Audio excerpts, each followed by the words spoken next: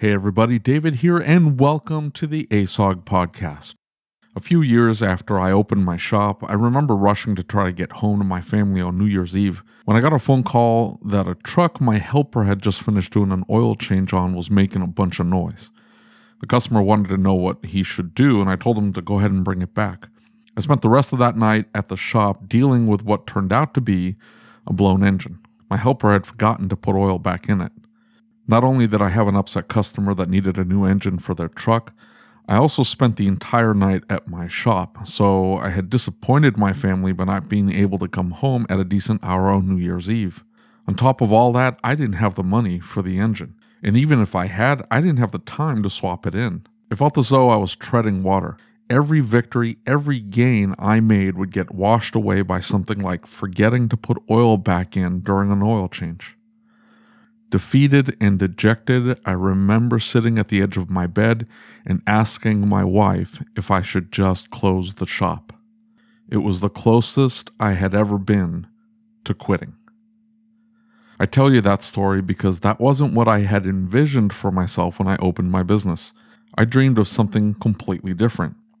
But, as Lucas says, the problems never vanish. We just find better problems. So, what do better problems look like exactly? Well, for that discussion, we're joined by Sam Johnson, the owner of Beachside Tire and Auto Repair in Bluffton, South Carolina. We cover a whole host of topics with Sam, but what's most important is listening to his mindset and the way he approaches the challenges he's facing at his own shop. Sam deals with better problems, and our conversation with him will show you exactly what that entails. But before we begin, if you're an automotive industry professional or a shop owner yourself, then you are in the right place. This is a podcast created by shop owners, for shop owners, and those seeking out their perspective. We have frank and open conversations like the very one you're about to listen to, where we discuss the struggles and challenges we have every single day and what we're trying to do about it.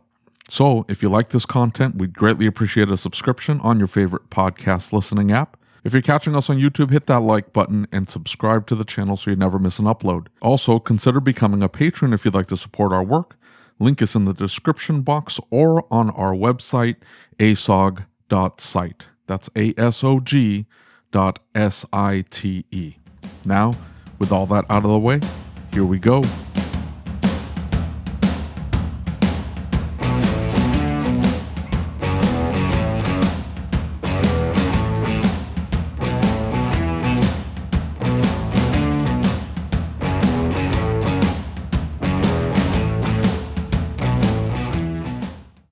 Sam, how you doing? No complaints. Just trucking along. Trucking along. Do you do anything in the shop nowadays, or are you just hanging out? I do not have an active role in the shop day to day. The IRS is not listening, so yeah.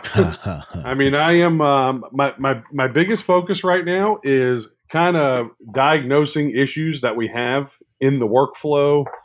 Kind of looking at all the numbers, going over that. I was telling Lucas that, I had a manager in place. He left. I actually had an interview with a third service advisor that we were going to add. The morning of the interview, my manager quit because he thought that the new service advisor was going to come in and take his job. So that's weird.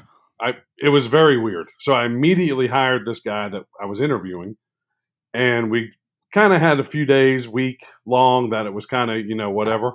But it's making me rethink this whole business model of, first off, how I present these jobs to these people. Like when I go and hire a service advisor / manager. But also, somebody said to me one time, the guy standing next to you can do something better than you no matter what you feel. And we're kind of looking at having like a co-manager role is probably what we're going to play into. Because I'm sure you see it. You have some guys that really excel at some things and some guys that are just terrible at some things. Yeah. And I have not met the one guy that can do it all yet. And that includes myself or any other shop owner out there. What do you mean by do it all? Well, I just don't. I'm a firm believer right now that you got to play to everyone's strengths. If you have a guy that is a little bit better than at selling maintenance, if you're running two right now, we have two advisors and an advisor assistant. One of my guys is a rock star with selling maintenance, so he gets a majority of those tickets. We found that our sales are better. He's a little bit more assertive. He says the right things, as opposed to having them split the tickets even or something like that. So that's kind of the one example. If we have you have a technician that's better at heavy line work, you give him the heavy line work. Right. Dispatching to strengths. Correct. But running the shop to strengths, not just dispatching the tickets. I could see it from a technician standpoint. That makes sense. But when you're talking about a service advisor, that's your point of contact with the customer. Wouldn't you want to have the customer go to someone they're comfortable with? In other words, if they establish a relationship with service advisor 1, why would you have service advisor 2, even though he may be better or she may be better at selling maintenance? Why would you have service advisor 2 call the customer when the relationship is with service advisor 1? Yeah. We have we have one advisor that's been with us for 3-4 years now, and he has a big following that he's brought with him. Sure. And I think that as long as it's communicated to the customer, hey, so and so is going to deal with you or whatnot, they still have that confidence by seeing him there, knowing that he's there. I've experienced it firsthand when he's out of town and they have that relationship with that person, they do get worried. So that makes sense. You have to make the proper communication with the customer that, because it would be impossible for him to, with the volume that we're seeing at our shop, one service advisor couldn't do that. And if he has that relationship with 75% of the customers, it's just one person can't handle that workload. Yeah, you would think that somebody that it's a newer customer, maybe only been in once or twice, you would pass off to the newer advisor. But and I'm thinking of the dealership model. Right. Most of the time the dealership ends up with loyal customers because the person establishes a relationship with one of the service advisors. If that service advisor leaves, they don't have any actual relationship with the dealership per se. They have a relationship with a service advisor. Right. And, it's the whole Chris Collins thing. They're customer collectors. They're collecting customers for you. Well, and I think you could even take that back to just how your phone system's set up, right? And give them access to the advisor that they want to work with. And, whether you have an extension or you have an ability to push a button, press 1 for Bob or 2 for Sam. It gives you that option to be able to do that. And he probably has enough volume. He can have somebody just answer the phone call and direct the phone call to whoever they want to speak to. Well, and look, I think it's a great idea in a lot of ways. And the reason I say that is because, we've talked about this before. Our previous service advisor could do a really good job of managing the parts. Did a great job with parts, did a great job of building that connection. But there were lots of other facets of the job he couldn't manage well. And there's things that I can manage really well as a service advisor or as a technician. I think we all have strengths and weaknesses. And I think if we play to that, especially as we begin to try and maximize what we're doing with our shops, I like the word optimize, because I really believe that that's kind of what we're all heading towards, is let's optimize our operations. When we start optimizing, these are the things that you really begin to see, especially when you take Sam's position, where Sam's sitting on a stool in the middle of the shop just watching and seeing what's happening. When that's how I envision when you talk about workflow issues or whatever it may be that you're fixing, Sam, is you're kind of taking this outside look in more so than being in the middle of the fire doing the work. So I that's kind of what I took from it anyway. Yeah, I'm definitely not. I think a lot of it can be done outside of the shop. There's definitely times if we have a specific issue that I have to be at the shop, great. But one of my personal goals this year is to spend less time at the shop. We've come up with diagnostic forms that we fill out. If we don't hit an ARO for the day, we fill out a form and we analyze the day. Right. and we've drilled it down. We had in November, we had an unusually low ARO for like a week and a half. We found out that we just didn't have large tickets for a week and a half. You know, when our ARO is high, we have those 3 or 4 tickets that are over $1,000, $1,500 to bring that lower ARO up. We had a week and a half. We didn't have one car towed in for like a week. So, you know, we were able to drill down on that. And like you said, I'm giving the outsider's view looking in. You know, well, and really when you get to where I feel I am right now is, like you said, optimizing the shop. What am I going to do? Are we going to change the way we're talking to the customers, or what we're going to, you know, our process for the actual sale of the job? And, you know, we're constantly tweaking things to the point where it probably drives my guys crazy at times. But, you know, it goes back to marketing. You can say the same 5-10 words in different ways and get different results from it. So same thing with what we're doing with our shop right now.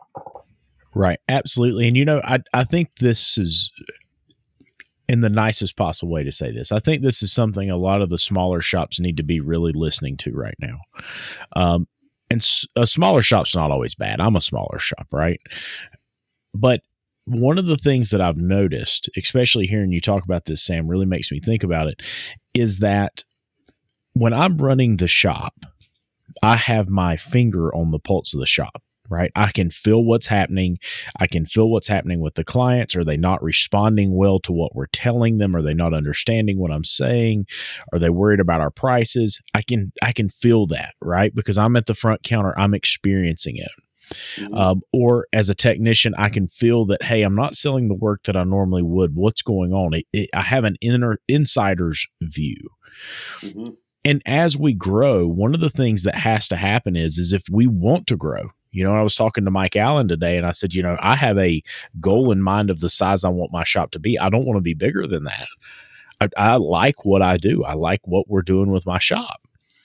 But for those that want to grow to this larger scale, you need to put systems and policies and procedures in place now that allow you to manage it and watch that. Because one of the things I don't think anybody ever plans for is there becomes a point when you reach a certain size, you reach a staff size, you reach a car count, whatever it may be, where unfortunately, if you want to be in the shop, but fortunately for many shop owners, your primary focus is not working on the car, is not standing at the front counter helping the client.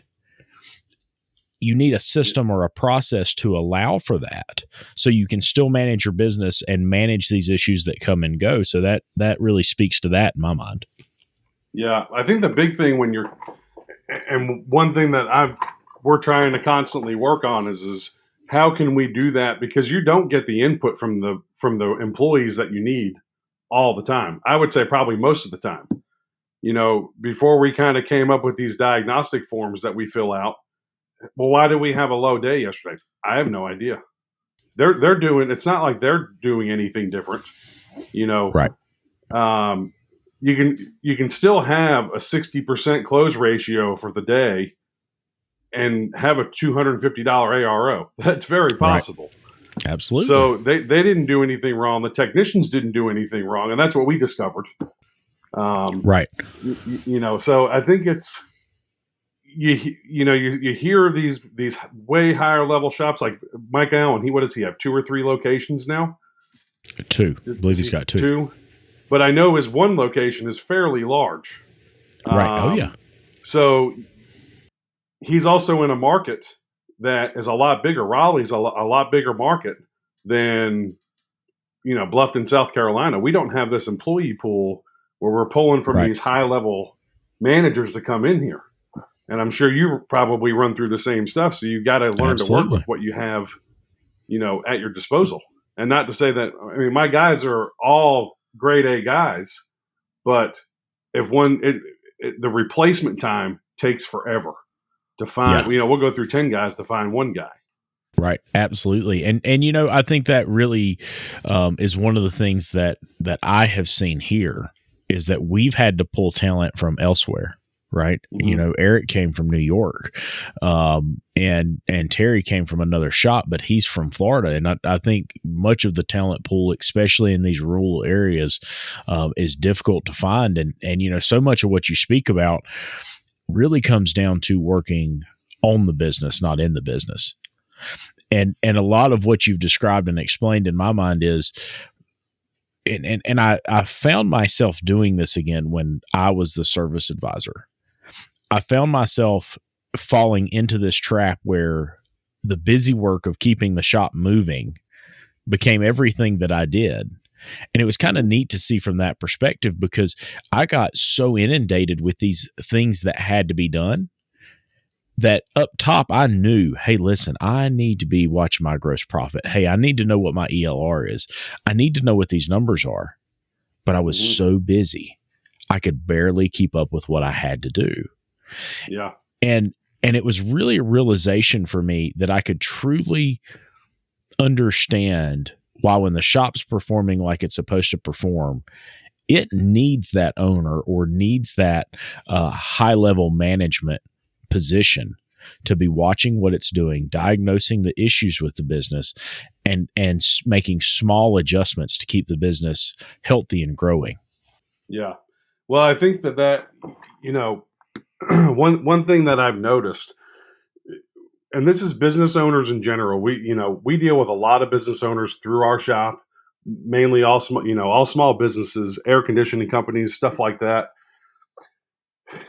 There's really three mindsets that you have. You have the, I own the job, I own the business, and then you have this entrepreneurial mindset, which I think is on its own is completely different than just being the business owner mindset. Right. And right. I think that you have to make that switch. I was stuck in this rut forever, and somebody explained this to me about bringing on a new employee and looking at what am I losing by not having the employee, not what the employee costs me. Right. And when you start to realize that about your business and you start making decisions on your business, and not because you don't have cash to pay for that or anything like that, that's when the growth really starts to happen. We were kind of stuck where we were, and I was happy with where that was. But when my mindset started to change and I started making decisions based on what I felt was best for the business, and not, oh my gosh, am I going to have the money to cover this if it doesn't work out in 6 months? That's when the stuff really started happening. And I've won and I've lost. Right. But you don't limit yourself, and until you can make that change, I think that you're your own worst enemy to some extent. Absolutely. I completely concur. I think for me and a lot of shop owners I talk to is the root of that is a fear. Right. Mm-hmm. And I know some shop owners who they want to be the top dog in the shop, and they don't want to hire that great technician because, they may not admit it, but there's a little bit of ego involved. But I also know those that are truly afraid of making that decision because of the what ifs. And I had an experience a few years ago, because back when I first started working with my shop coach, he kept saying, you need to do this, you need to do that, you need to get moving. Why are you not doing anything? You're not moving, you're not moving, you're not moving. And everybody kept saying the same thing. And finally, it was like something just spoke to me and said, you got to do something. Shit or get off the pot. Let's make a decision. And I took a leap of faith and made some decisions that I didn't exactly feel comfortable making. And after I made that first decision, it changed my life and it changed my business, because I realized that all that fear was BS. Right. I realized that the fear of things not working out and not having success the way I envisioned was complete BS. When I took that leap, we saw the growth that we had been waiting for. I saw the stress reduction that I'd been waiting for, based on some things like hiring a better technician that cost a lot more money, hiring an advisor so I don't have to stay on the front counter 8 and 10 hours a day so I can manage the business. Well, I always was afraid I couldn't afford it. I couldn't do this. I couldn't do that. But when I finally made the decision I was going to do it was when we really saw a change in the business. It was almost instantaneous. When I got rid of that fear, took the jump and said, let's just do the damn thing. Man, it was like a light switch changed. And the whole mindset. What do you think about with what happened with COVID? Okay. We got to see firsthand on the internet, or if you're in a peer group or anything like that, how many, I would probably throw out a number of 75% of the shop owners had no clue what to do. They didn't have enough money in the bank. They had no idea. I don't think they all stuck their head in the sand, but I think that a lot of that was fear driven, and I was definitely scared, but I was there. I feel that I was probably more well prepared than most, mainly because we have dealt with hurricanes and stuff like that. So we kind of had an emergency plan. But, some of these people that, in peer groups and, you read on ASOG or any of that, it's like, man, how can you be in a business, expect it to grow, and with being where you only have 2 weeks of money saved or a month worth of money saved? Hey, now you leave that 2 weeks alone. and look, and the thing is I've been there.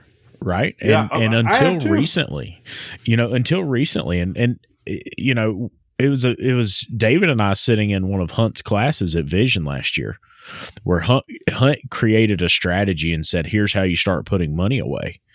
Right. And now I've got a little bit of money put away that in the event something happens, every single week, a set amount of money goes into that account. Little bit of savings.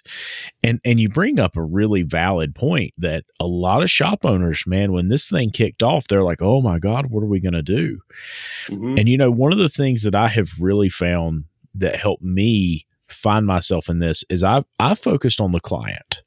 I said, there's a lot of them who are going to be afraid of what's going on. There are a lot of them who are going to have to spend money on keeping their car going because they're not going to go buy that new car. There's a lot of them who are not going to travel this year. So they may not be traveling overseas, but maybe they want to go to the coast for the weekend. Right. And those were things that I was trying to keep at the forefront of the thought process in the shop. And we were talking to the team and we were saying, hey, what do you think about this? How does this feel? Are you guys worried about anything in particular? And it was really just about having a conversation about how they felt and talking about what the clients wanted and needed. Yeah. We found a really great spot in the market for us that we can serve them at the level they want to be served at. We meet their needs well. And it's been a huge blessing. We put on, 36% new customers in that period. And they've all become lifetime customers at this point or lifetime clients at this point. And I think it came down to, as opposed to panicking and locking the doors, I'd heard all these shop owners that were successful time and time again say, when things don't go right, don't lock up, keep moving, right? Don't turn off the advertising, turn up the advertising. Yep. And I think that there's so many things like that shop owners are so bad to just lock up and say, I can't do it. On top of that too, I don't think anybody at any point thought that, I know I didn't. At any point did I go, they surely won't just close businesses, right? They can't do that. I mean, but when nobody knew where the cash flow was coming from, if you laid off all your employees, and well, that's what I'm saying though. Like, I don't think at any point I thought, even if it was happening in New York, they were talking about shutting down those big cities. I'm not in a big city. I mean, Kansas City's a metropolitan area, but it's not the size of New York or Chicago or Houston or Dallas or LA or any of those cities like that. And at no point did I think we're going to get closed down to the point where nobody's going to leave their house. Nobody's going to be able to go to work. They're going to close all the restaurants, all the bars. They're going to close all the salons, the barber shops. And the only place that's going to be open is Walmart and Home Depot and us. And nobody's going to want to get their vehicle fixed. I didn't think that was feasible. So 2 weeks, 3 weeks, 4 weeks worth of cash in case we do get shut down completely. And I'm thinking in terms of there's a fire and I'm waiting for the loss of business check. How much cash do I need to get by that? Somebody runs into the building and I can't open up. Well, how much cash do I need to keep on hand? And then do whatever I need to with the rest. And I'm not saying don't keep 6 months worth of cash. At this point, you need to keep 6 months worth of cash, because even if you don't get shut down and you stay open, if there's an outbreak of coronavirus in your shop and everybody has to go home, and you can't open up because you don't have any employees, I mean, that alone made a case for keeping a copious amount of cash on hand for incidentals like that. But before COVID, I don't think those were, at least I didn't consider them as feasible. I just didn't think so. Yeah, I mean, I didn't have a ton of cash on hand. We had enough, and it dried up pretty quick. Oh yeah. Well, yeah. At this point here, it's going to be. That's the thing. I mean, it's not like we've all opened up a business and bam, we're profitable from day one, and it's not like that. I've gone months without paychecks. I'm sure you both have too. I remember, probably going a period 2, 3, 4 months without a paycheck. I mean, I was living on personal reserves, business reserves. In our market, it's a very weird market. When we were on Hilton Head, you had 3 months to make all your money to get you through the winter. Right. So, and it would be a 30 to 40% swing sometimes. So, it gets pretty meager in, November to February sometimes until spring break starts, coming in again. So I think the one thing that you have to be able to do is you have to be able to learn. And I think that going through these growing pains of owning a shop makes you more resilient in the end. Yeah. If you learn from it. If you decide you're going to pivot and not give up, because there were a lot of shops that just shut their shop down. They said, okay, they're going to lock us down. We're not going to have any business. So everybody's laid off. We're just going to shut down and wait to see what happens. Yeah. We had a guy in our market I couldn't afford to do that. That wasn't feasible for me. And so, I learned 2 things, and I learned this one early on: stay out of debt completely, stay out of debt. And so, in other words, buy used equipment, unless you can pay cash for it. And then save up as much cash as possible, because you just, you never know. At this point, if the government can do this, they can do anything at this point. Who knows? It's a free for all. Just grab whatever they can, and you give it up willingly. What else can you do? Right. But I think back to your earlier point, Sam, the whole growth thing and having that entrepreneurial spirit to expand the business. Don't you think you're past that at this point, though? Like, I think everybody focuses in on growth. I want to grow. I want to grow. I want to grow. It's like, okay, well, I've grown at a certain capacity at this point. Do you have to shift your mindset and go, well, now I need to take more of an executive role? In other words, if you look at, go ahead. I mean, and that's why I said, kind of that I have a partner at this location. So we had one location. He was an employee. It was actually his idea to open up this location, because it was either you're going to be my partner or I'm going off on my own. So we opened up this location, and turns out our old building got taken by eminent domain. So now we have one location. So I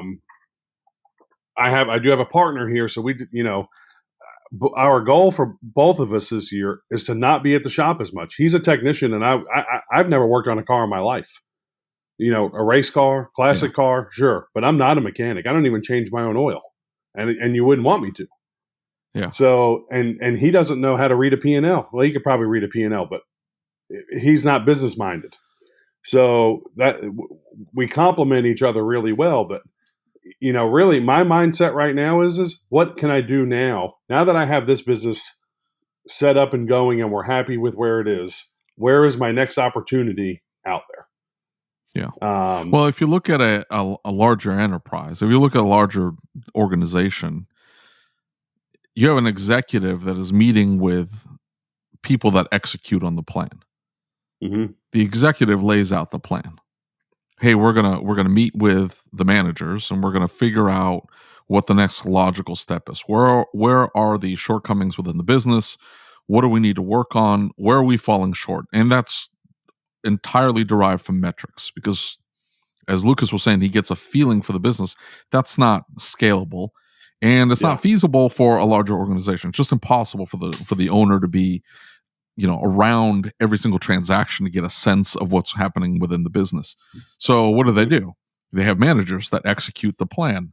So they look at the metrics, they decide we need to head in this direction, we need to figure out a plan. Now, they don't come up with a plan themselves necessarily, but then you have managers that execute on plan A and plan B, and they talk to the employees, they figure out what's going wrong, and they report back to the executive. Mm-hmm. So, at least in my mind, having been part of larger organizations, that's how they tend to work. Yep. I don't always see that translated into a shop. It seems like I want to be the manager and the executive. I want to make the plan, and I need to execute it myself. Where you're talking about bringing in managers, plural. Mm-hmm. At that point, now you can be the executive, and your managers then execute on those plans, and you're just reading metrics. Right. What are your thoughts? I mean, we're definitely not 100% to that. There is still guidance for me, but it's not very much. Essentially, I'll look at the end of the week. I'll look at the reports. We'll go over stuff. Like I said, they have forms they fill out if there's issues. We go over that. We have the meeting. We'll discuss that. Every decision at that shop is based on a group effort. It's not just me or it's not just them. We don't have that full, complete separation yet. I still have meetings with the technicians. It's when I had the manager there that was full time, he handled all that. But right now, currently, I don't have one person that this is your duty. But after kind of going through what we were going through with that person, I'm not 100% sure if that's what's right for us. I think that's a great idea to have that, but I don't necessarily know if it's needed. And we do a lot, we're doing 500 cars a month, 550 cars a month. Yeah. I think when you get into multi locations, that's probably a little bit more important to have one manager over the two if you're going to be completely hands off. But as far as a single location, I don't necessarily know if you have to have that to be successful and still have a good quality of life.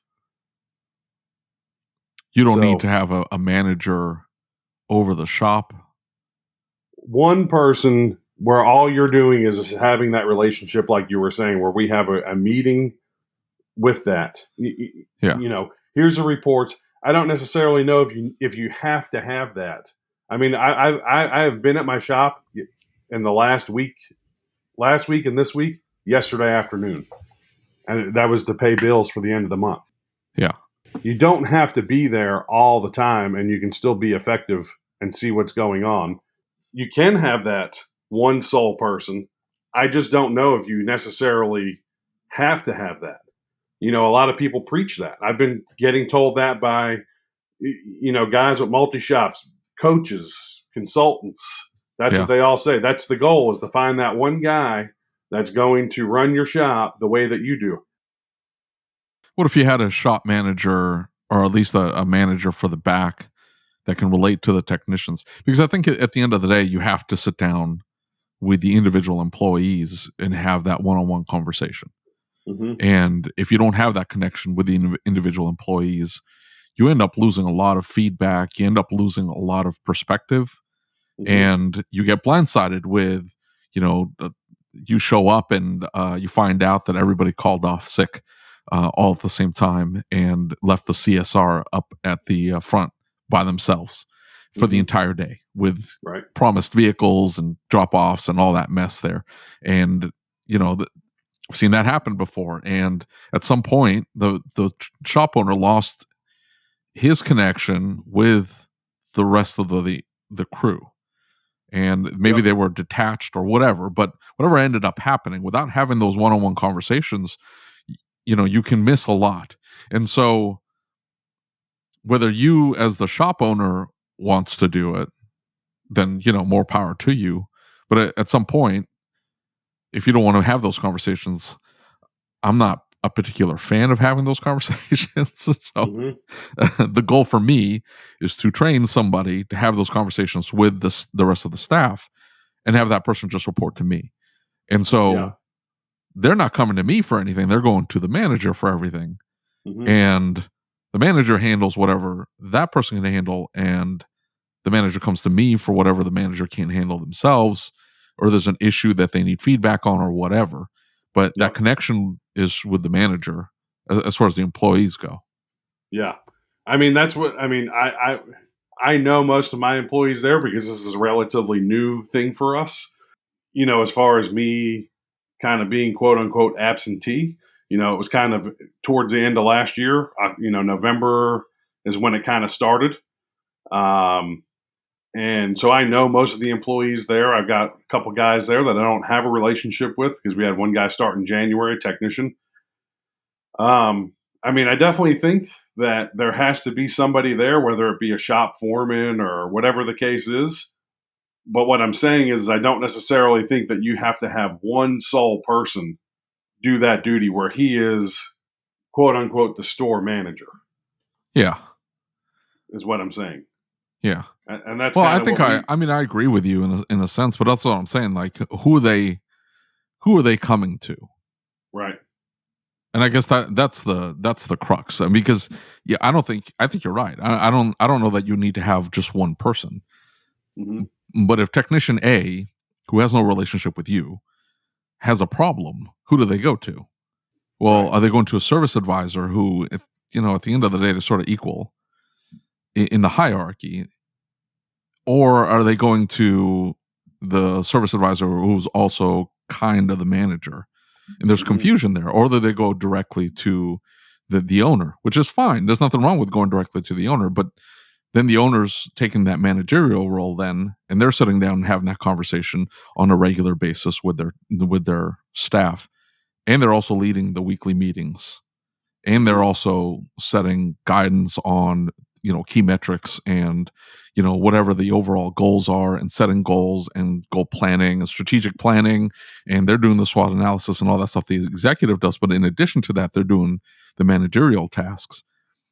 So I guess that's my question to you is, who this technician that you just hired in January, he has a problem. Who does he go to? Who does he turn to? Well, right now we kind of have an assumed my service advisor that has been there the longest. He is not quote unquote titled the manager. But I would say that he has kind of assumed that role. Yeah. So, he'll hold a meeting, he'll deal with somebody needs time off, he handles all that. Stuff like that. But so why not make them the manager then, or call them the manager? Yeah. Well, in this particular case, there were certain things that he did not want to do be in that manager position or be in that decision making role. Sure. And he asked to not be the manager. Oh, there you go. Well, that answers that question there. Well, then we hired the other guy and he was hired, and it kind of bringing him back to, setting expectations and stuff like that. We interviewed this other guy for a manager / writing, 30-40% of the service and also being the manager. And we quickly realized he was not going to be the manager. Yeah. It's a specific skill set. It is specific. But the thing is, but I don't think a lot of people realize that though.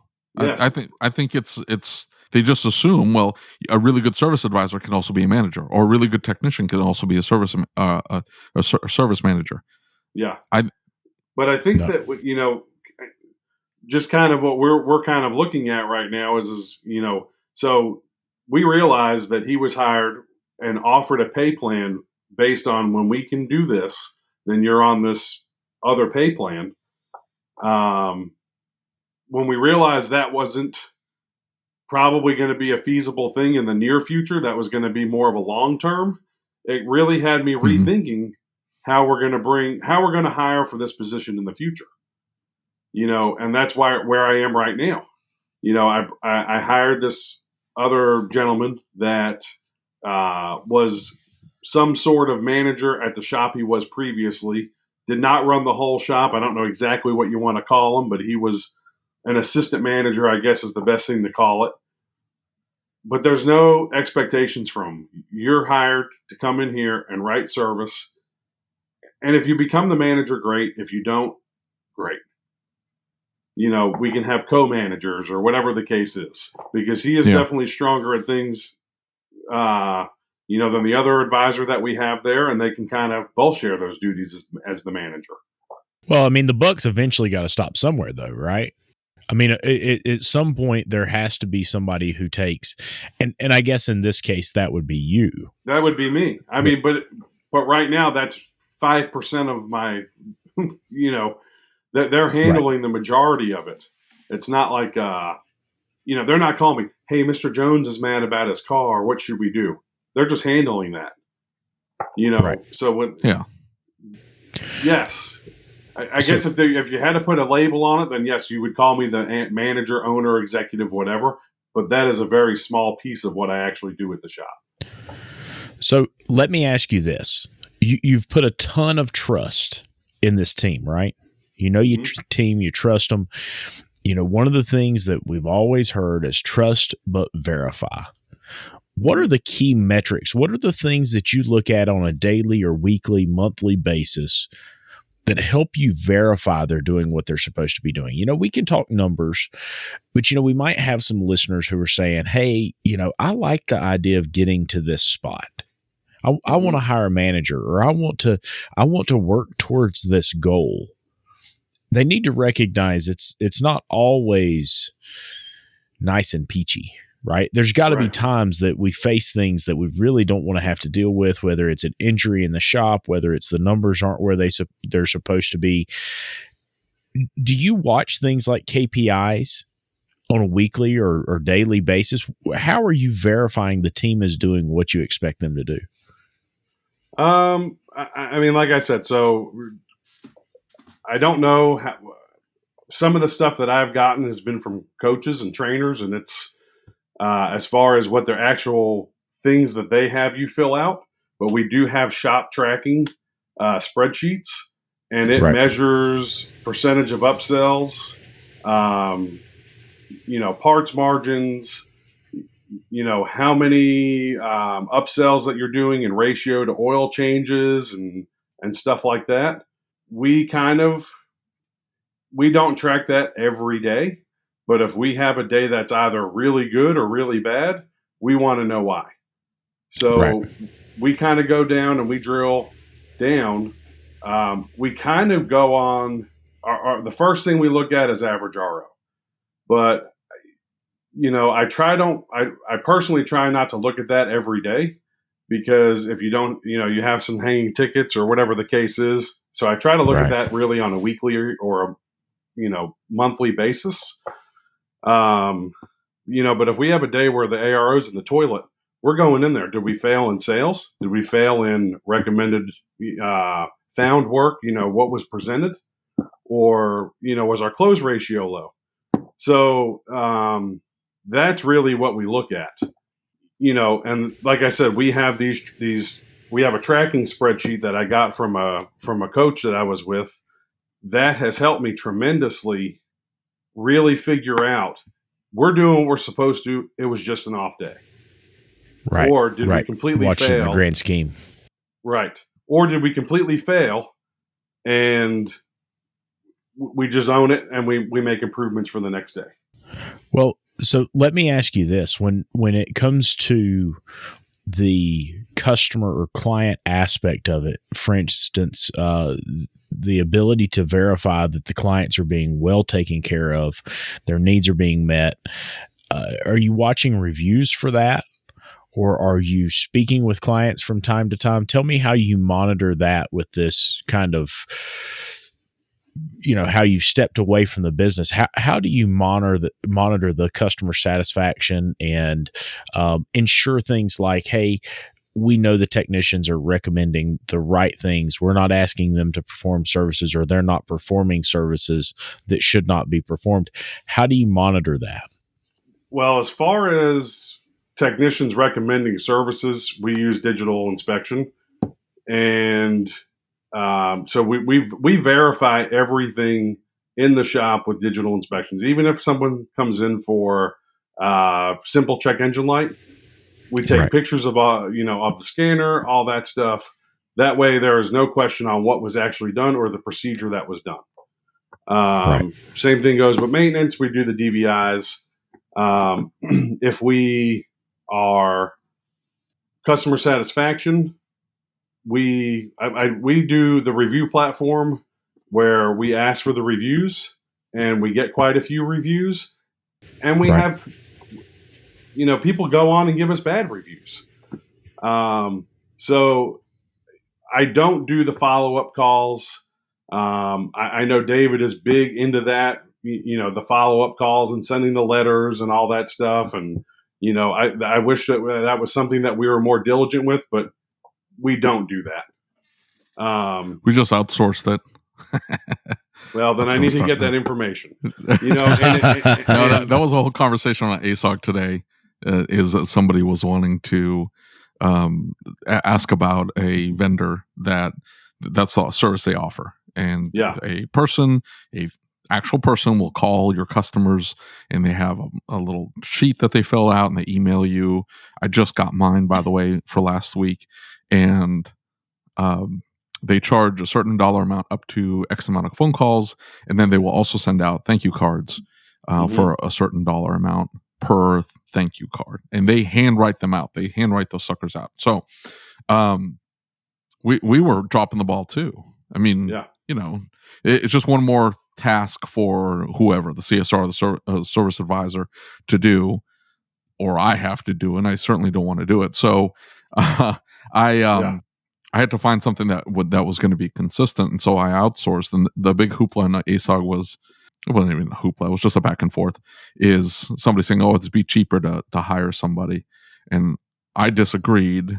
But they made their case, I made my case, and we just went along. But I thought I'd bring up the find it on ASOG, I have done that in the argument. past. We did that a lot really when we were heavy on the phone calls and stuff like that. Was during the beginning of COVID. That's not anything that we really did. We did bring somebody in part-time because it was easy to find somebody then, and we brought somebody in part-time. But we've tried to do a lot of that stuff. It gets done, but then when we're working on 20 to 30 cars a day, that even filling out the trackers, that's one thing with the shop tracker. If we do that 100%, it's not just 10 minutes because it's 10 ROs you have to go through. Yeah. You're going through all that stuff, and it's an hour process. We don't have excess staff, and that's one of the things. Like, we run extremely thin staff, and so you do have to make some sacrifice if you're going to do that. Yeah, that makes sense. That's what the frustrating thing with these management systems is, that they don't integrate directly into some type of tracker. The analytics is like meh. And all of these coaching companies have these great spreadsheets, and there's Drive Your KPI. And I know they were trying to get a shop management system to integrate directly into Drive Your KPI, which would be essentially everything you need. It would be the complete KPI list that you could possibly need, and 80 to 90% of the information that needs to be put in there could be pulled directly from your shop management system. But I don't know. Man, that would be so nice.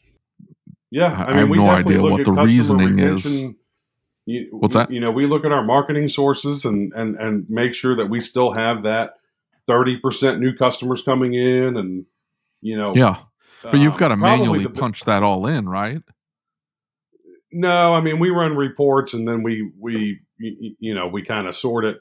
Probably the best thing that I've seen for that, as far as reporting, is the rebatechecks.com.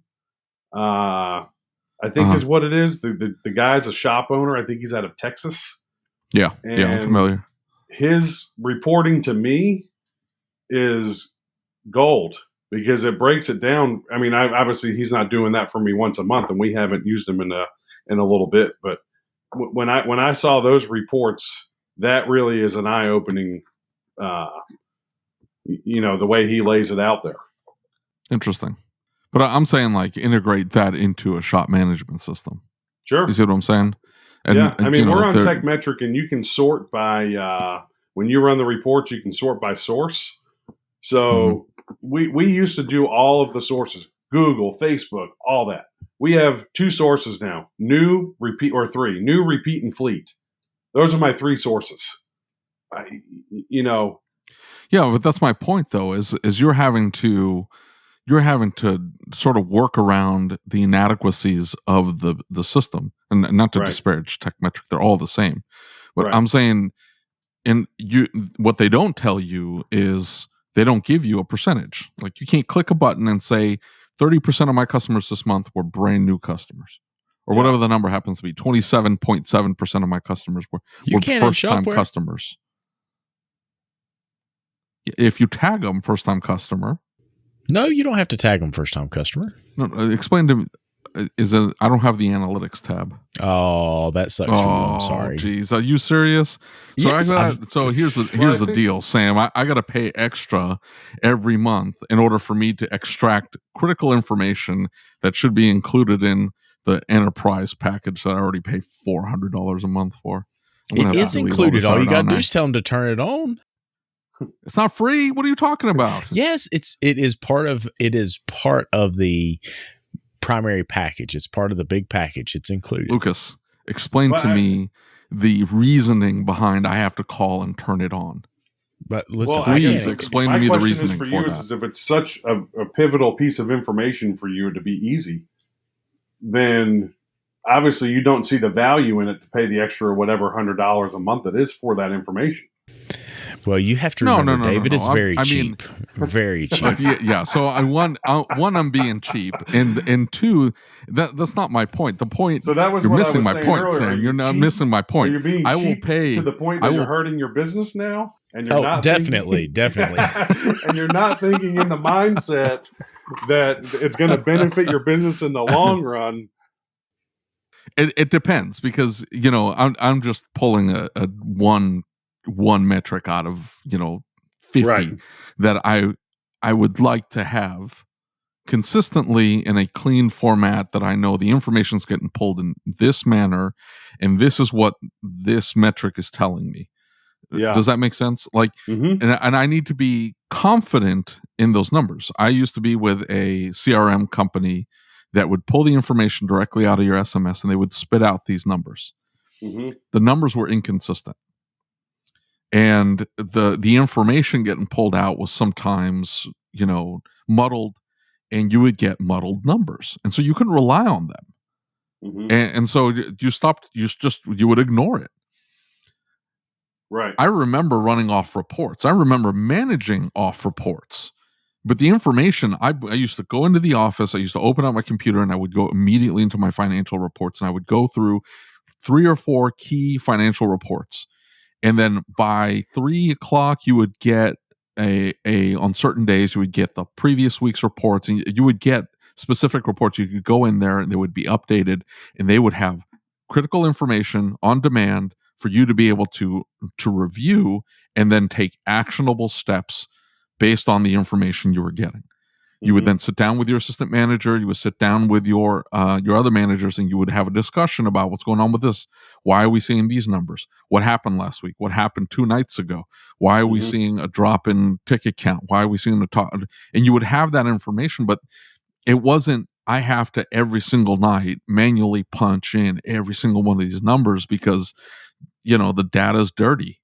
And I guess that's my frustration is Lucas is like, oh, yeah, you just got to call and turn on all these key metrics will be available to you. Like, why aren't they there already?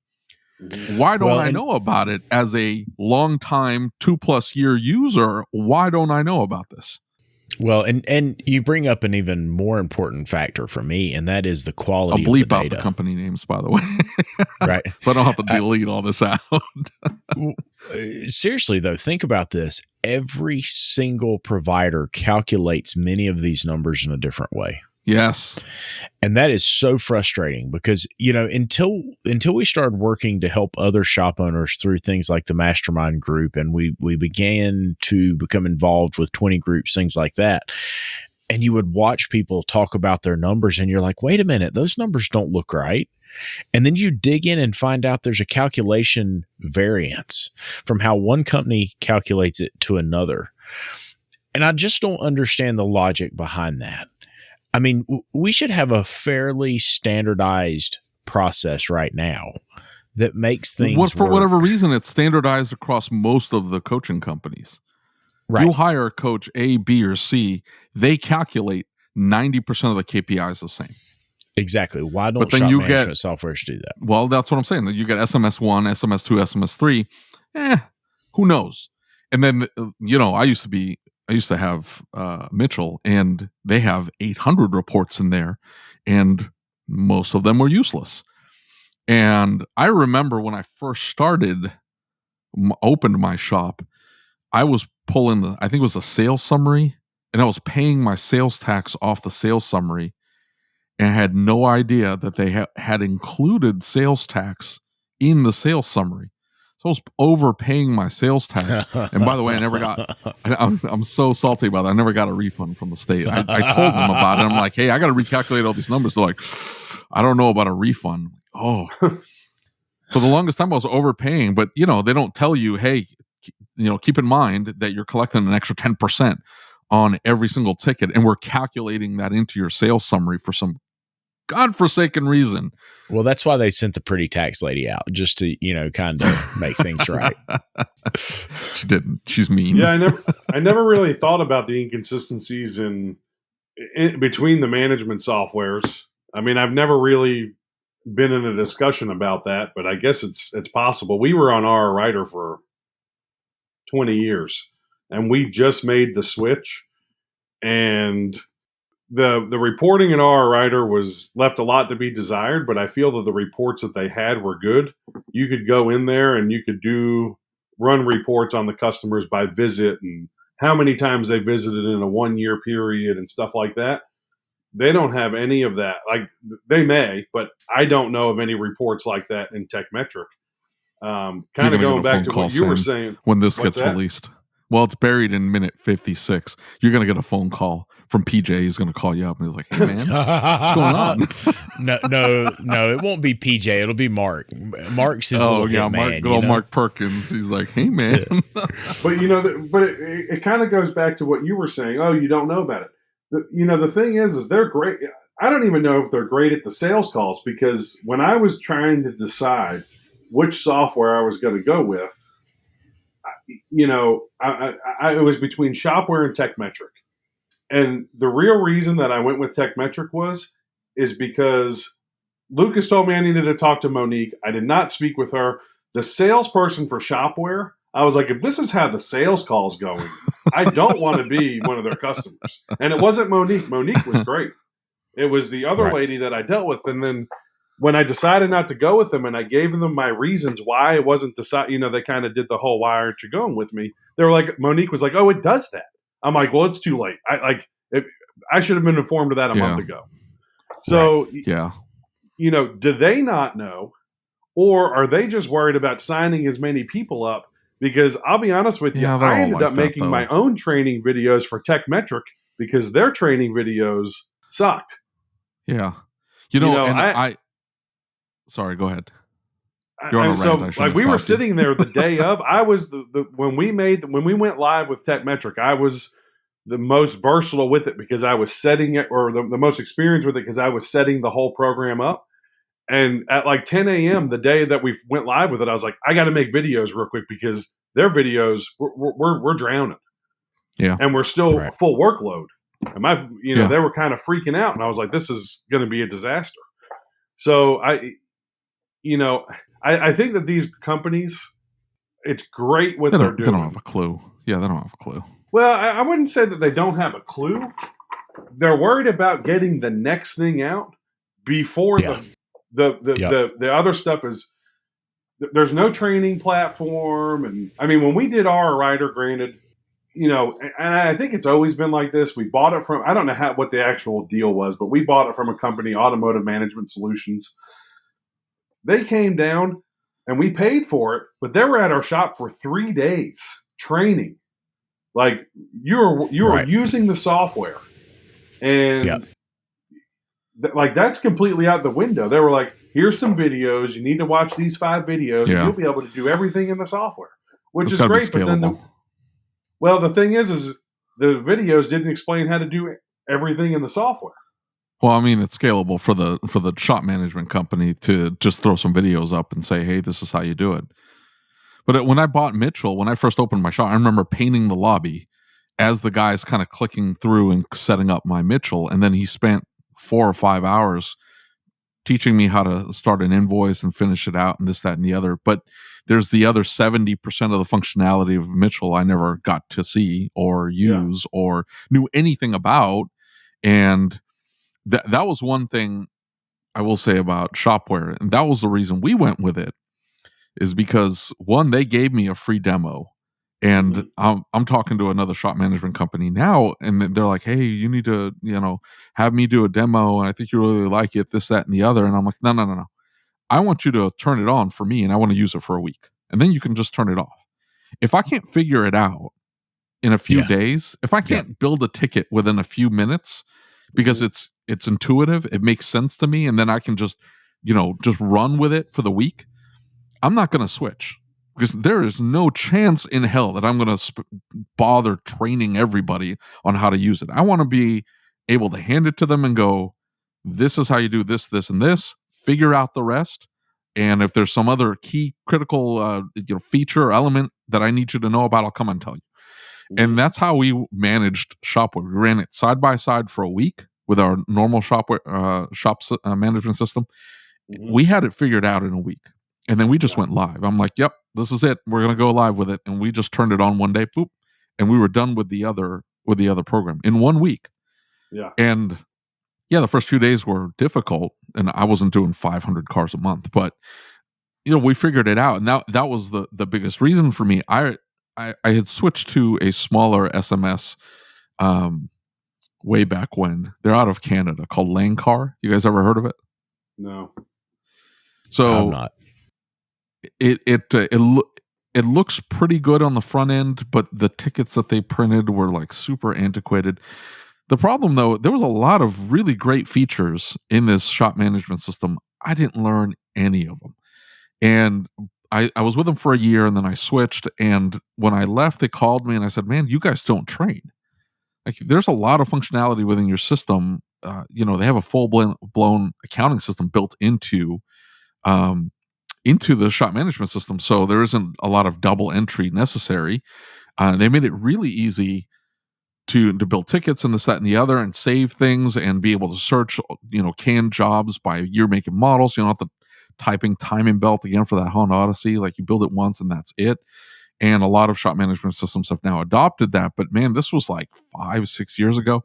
And I told them, I said, you guys have no support on the back end for me to be able to figure out how to use this. The next shop management system I switched to had great support. I could click on the button, tell them, hey, I don't know how to do this, but here's what they would do. They would send me a video. They said, just watch this video. It's 3 minutes long. It's like, okay. So you open the video up, and it's their, 5th version of that shop management system. I'm on version 11. It doesn't look anything like what they shot the video with. It's completely different. The button's moved over here, and this menu's gone, and it's not a 1-for-1. And they haven't updated the video because they keep switching the software up, and they don't want to shoot the video again, which I get, I understand, but dang. Yeah, that was my big issue with our writer was we would get a phone call. We would and you hear of people that have a lot of problems. Overall, we never really had like these major problems with the software itself, but we did have a period during the transition. TCB bought our writer out, blah, blah, blah, blah, blah. They had a couple versions there that were a little shaky and would crash all the time.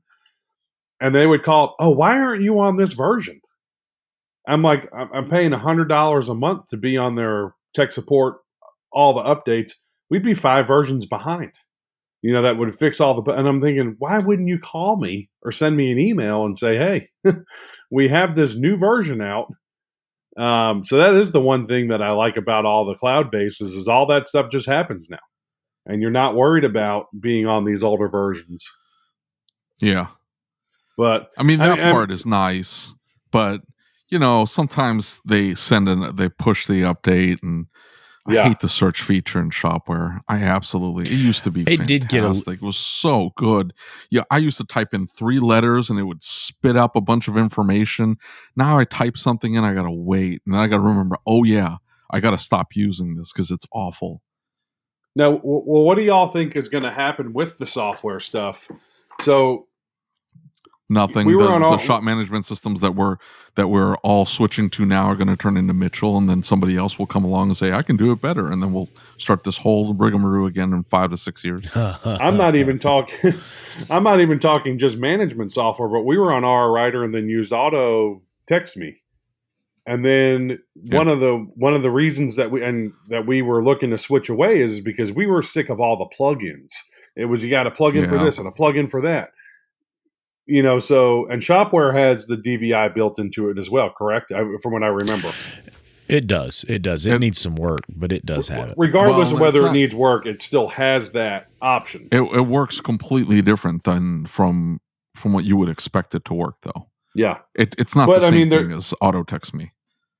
But see, like with TechMetric, it's not the same, but I'm wondering if there's going to be, I'm not saying Auto Text Me is going to go away, but how much of their market's going to shrink as the management softwares expand the capabilities of the software. Because the next thing that's going to happen is they're going to have the marketing built in. And then there goes My Shop Manager and Mechanic Advisor and all those. Yep. I'm surprised that hasn't happened yet. I know. That's the point, is it hasn't happened yet. I remember talking to the guy from TechMetric, and this was like he was still in alpha. I mean, he was just, hey, we're rolling out a beta. I want to show this to you. And it was essentially just basic functionality. It builds an estimate, and the fact that they could sign on their own phones and it would send me back a signature, that was cool. It didn't have any two-way text, and they still hadn't integrated in with QuickBooks Online. And I told them, I said, why don't you have some type of accounting on the back end? And and that's what we started talking about. It's like, I hate double entry. I don't want to have to, it's great that the information dumps in there, but it's very basic information. I want to be able to see line by line, and all that information is already in your SMS. Why don't you just dump it into QuickBooks? And I have no idea how it works on the back end, so I'm sure it's impossible because nobody else has done it. And so I think it gets to the point where the software gets bloated. That's why nobody wants to expand past their core functionality, like what they're good at. Because you end up with a whole bunch of, Auto Text Me does what they do extremely well. Yeah. I agree 100%. But Auto Text Me also has 8,000 features that I guess I could take the time to learn how to use, but I haven't I have no idea what the rainy folder is, or how it works. The rainy day folder. Cool. You've taken the time to learn it. I haven't. I've left it alone. And I'm like, I'm just going to, what I'm doing now works. And that's sort of what ends up happening is they're like, hey, we're going to add feature 1, 2, 3, 75, 80, 85. And, you don't use any of it.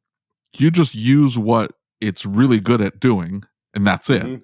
And then some competitor comes along and says, hey, you only use it for one thing or 2 things, and that's what we do, and we're a third of the price. Why don't you switch? Mm-hmm. And you're like, well, I guess that makes sense. And we only use that's the DVI part of Auto Text Me, and that's why we switched to TechMetric. I was like, man, I can save $160 a month, Whoa! What do you mean? You were paying 160 for auto text me? I think it was 169 or something like that. We'll have to make a phone call. That's not right. Bleep this out. Sorry, Chris. Poor Chris. But that's what I was like. We're burning bridges here. I'll delete it out if you tell me to, Lucas. I swear. we only used it for the inspection part, right? Yeah. And I was like, is the inspection the same 100%? Absolutely not. And and then but will it work? Does it get the message across? Can you send a video? Can you send a picture? And can you write a description? Yes. I'm fine with that. Yeah. So, I mean, I that's a very interesting thing to watch with all this stuff that's coming out. And I haven't looked at all the softwares, but there's still a lot of really interesting plugins. And I don't remember who it was going back to the dashboard thing. I have screenshots of it, but there are companies, and it didn't work with our writer because our writer was access based. So it didn't work. But when it went SQL or cloud based, there are interfaces that you could put to make your dashboards. And I think that's how like Kakui and a lot of those places are just using somebody else's dashboard put on their website. Right, well, I think there's also Shop 4D. And if you go to their website, I've never seen what it looks like, but that's what they say. They're like, hey, yeah, we're $1,000 a month or some ridiculous number like that, but we replace all this garbage. We replace your DVI, your CRM, your shop management system, your whatever, accounting, this, that, and the other. They integrate all that into one system, and it has those the RPM gauges. Mm-hmm. Right. It's the same company or whatever. Yeah, I mean, that's what, from what I don't remember who it was. It might have been Kakui. It was somebody that I was looking at in their sales thing. They showed me the screen, and I took screenshots of it, but it was the RPM gauges, like you were saying. Right. Yeah. Well, Drive Gear KPI has that layout as well. But I mean, I guess that's my point, is that there are tools already built that should be able to spit out numbers for us to be able to look at quickly and easily. And that's my point, is none of them have taken the time to say, metrics are a key component to our shop management system. Mm-hmm. I think that would be a huge selling feature. Instead, everybody's like, I don't know, like we have text to pay, like approvals via mobile, and that stuff's fine. But you take a shop like Dutch's, he doesn't want that garbage. He wants that personal touch, that phone call. He wants to go through the whole spiel with them. Yeah. He doesn't want DVI. And so you approach him and say, hey, I've got the most robust reporting of any software on the market. I mean, he'll jump ship. Does that make sense? Mm-hmm. What does he use for a software? Napa Tracks. I know. I don't know anything about it. I know it's been they have a cloud version. It looks like it's from 1995. Yeah, I mean that's kind of how our writer was. But you know what? The reporting on it's probably strong because it's probably the information he needs. Yeah, but I think you got to get it to load first. I think it's just what he's used to using. But I guarantee you that if there's a whole subset of shop owners out there that would appreciate robust reporting. And, they're going to tell you, hey, garbage in, garbage out. But at the same time, like, hey, we're going to be able to give you all these key KPIs. We worked with whomever, right? Bob Greenwood. And Bob Greenwood gave us everything we needed to put together the key metrics that you're going to be able to use on a daily basis, weekly, monthly, quarterly, biannually, and annually, right? And we've built it all on the back end. Now, you got to make sure that this information is clean going in, but as long as this information is clean going in, you're going to get key reporting, and nobody's done that. I don't know why. Yeah, I mean, but the thing is you can also drown yourself in reports. Oh, yeah. That's fun for some of us. I agree, but I also think you can,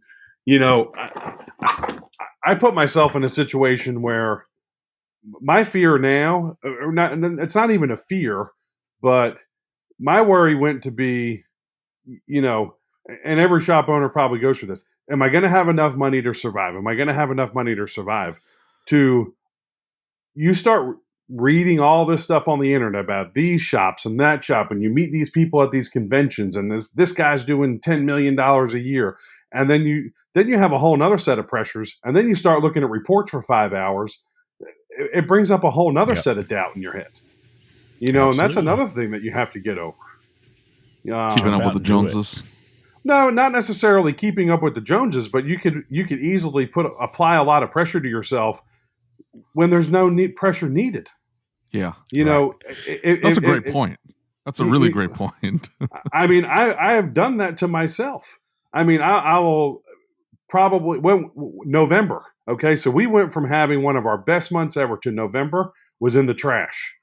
And I remember having conversations with other shop owners, and I'm like, man, the end is near. The election's coming, or the election is going on. Yeah. They don't have a decision.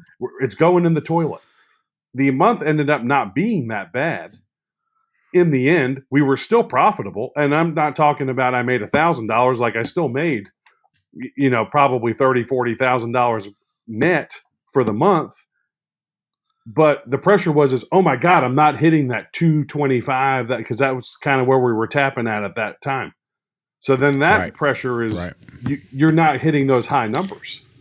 Exactly. And you can over pressurize the team too, right? You can really lay on the team, stress everybody out. And I saw that happen a couple times this year where I was looking at the numbers and I'm like, oh no, we're not where we need to be. And my shop coach steps in. He's like, for a guy that was saying he couldn't do more than 30,000 a month, I think that 95,000 a month is pretty good. But if you'll look at your numbers and kind of play them out a little bit, you'll see you're still going to do 110, 115. You're so focused on where it's at right now. You're not willing to see what's behind you or in front of you. Be real here, Well, that's the point of looking at the numbers, though. That's the point of having those reports. Is when you all of a sudden you see a dip in sales. It's like, okay, well, let's figure this out. Let's see why we're seeing a dip in sales. Let's see, is it this metric? Is it that metric? Let's then figure out what do we need to do to fix this metric, because we found the key one metric or two metrics that are causing our dip in sales. So what do we need to do? We need to pivot. Well, what's the pivot look like? And at that point, then you can formulate a plan. But what if you don't have any of those numbers? I agree if you don't have any of those numbers, but what happens if, like what Lucas was saying, you're putting pressure on the team? Well, he said it himself, though. He was looking at too small a sample, because his shop manager or his coach told him, hey, do the math out. You're going to end up, at this number here. I used to get projected sales numbers daily. Mm-hmm. And, it's a simple calculation. I ended up creating my own spreadsheet to do that for me. Mm-hmm. But that at least, like, I didn't look at daily sales. I looked at my projected numbers. I now look at my projected numbers to see what I was paying. Where am I pacing? Am I projecting numbers dipping or and why? And then now you can start looking at the smaller numbers and figuring out, well, I took a dip here because we lost car count, or my ARO went down, or my sell-through rate went down, whatever it happens to be. But at least you have that information in front of you. I think you can overanalyze, because I'm a very report-driven, analytical person. I love that stuff, but also I've also read reports until I'm biting my fingernails, because I think we're going to close tomorrow, and we're still going to be super profitable for the month. Yeah. Right. So I think that, so it could be that they don't offer all the reporting, because what percentage of shop owners, kind of going back to what percentage of shop owners are really a business person? What percentage of shop owners are really, Well, aren't they? You're 100% right. There was a survey, and Ratchet and Wrench said that for shops that do less than $1 million, like something like 96% don't track KPIs. Mm-hmm. And shops that do over $1 million, it was still like 50% don't track KPIs. Mm-hmm. Which is insane, right? You're doing 7 figures and you're not tracking your KPIs. Half the shops don't. And the shops that aren't doing $1 million is probably why. is they're not tracking KPIs, right? And so they have no idea what their numbers are. Maybe they don't care or whatever, but aren't they doing a disservice to those owners, to the business owners they're trying to serve, by saying, well, you don't look at those numbers anyway, so I guess we're not going to give them to you. Instead, we're gonna entice you with this shiny thing over here, which is entirely inconsequential to the success of your business, as opposed to key metrics that you absolutely need. Yeah. Well, I agree with where's that. their focus at? Right? The focus is always going to be on what gets the new client. And I remember the first couple of times that I switched SMS or began to look for different SMS options. And it was all these bells and whistles that had me excited. Yeah. And my coach came in and said, whoa, slow down, hold up. Let's really talk about the functionality of the software, because I promise it's going to be missing things that you want to have. They all are. Let's slow down. And we've talked about that in videos before. And I think the thing is that they really shoot for those bells and whistles. It's the shiny thing, like you said, that excites the potential client. It gets them fired up. It gets them, it's like going and buying a new TV and seeing all these options it's got. Well, maybe it doesn't have that one feature that you didn't think about checking for, but they inundated you with all these nice shiny features, and David buys that TV. And, at some point, yeah, I get it. And we talk about this all the time. You know who ruined it, right? Those freaking car manufacturers who couldn't even put a tachometer in the car, or even worse, a temp gauge. How many cars don't have temp gauges? They have a light.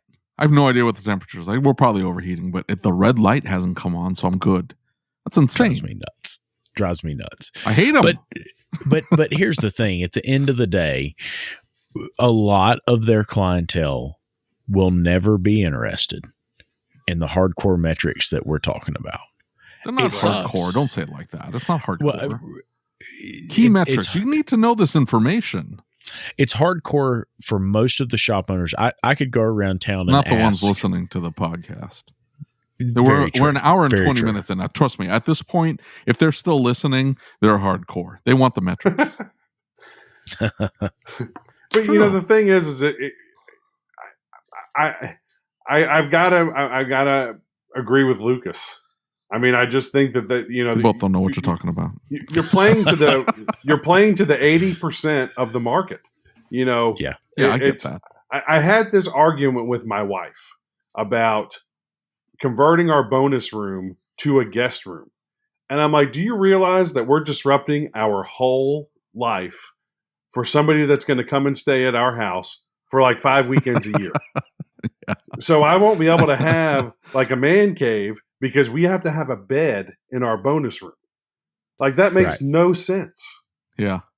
So it's kind of like, if 80% of the shop owners don't care about that, then that's not high on the priority list. Yeah. But I think some of it is the fact that they're not pushing it either.